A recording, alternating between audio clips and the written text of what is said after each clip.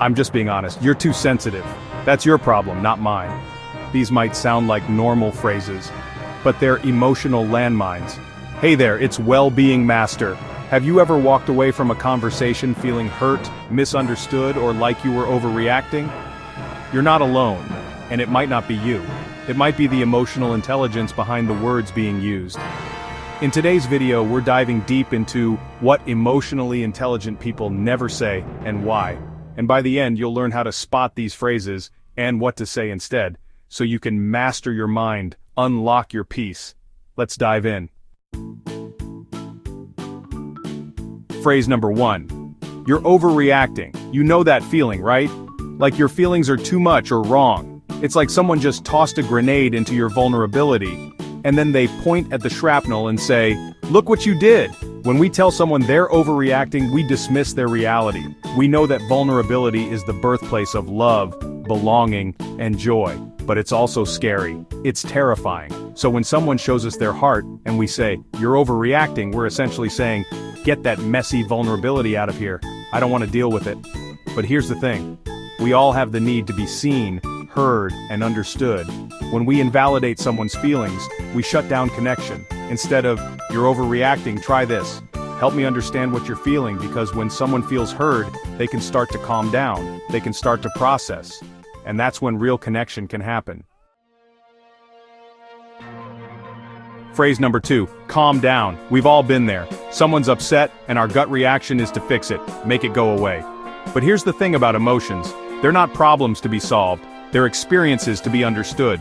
When we tell someone to calm down, we're essentially saying, "I don't want to deal with your emotions right now." We're telling them their feelings are inconvenient. And let me tell you, that does not make anyone feel safe or heard. In fact, it usually does the opposite. It makes them feel even more misunderstood, even more alone. It's like throwing gasoline on a campfire. It just blows up bigger. Instead of "calm down, try this. I can see you're upset. Want to take a minute?" This acknowledges their feelings, gives them space, and shows you're there for them when they're ready. Phrase number 3. That's just how I am. The accountability dodge. This phrase is the ultimate conversation killer, because what it really means is, I don't want to change, and I don't want to take responsibility for how my actions affect you. Look, we all have things we need to work on.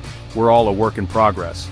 But when we use this phrase, we're basically saying, "This is who I am, take it or leave it." But here's the thing about emotionally intelligent people. They own their stuff. They're willing to look at their own behavior and say, "You know what? I can do better." They understand that relationships require effort, and they're willing to put in the work. So the next time you're tempted to say, "That's just how I am," try this instead. "I'm working on being better at this." It shows that you're aware of your shortcomings and that you're committed to growth. And that's incredibly powerful. Phrase number 4. If you cared about me, you'd guilt trip express. This phrase is a classic manipulation tactic.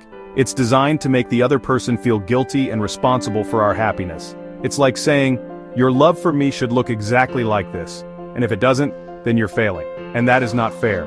We are all responsible for our own emotions, and we can't put that burden on someone else. When we use guilt trips, we create resentment and distance in our relationships. We're essentially saying, "I don't trust you to meet my needs unless I manipulate you into it." And that is not the foundation of a healthy relationship.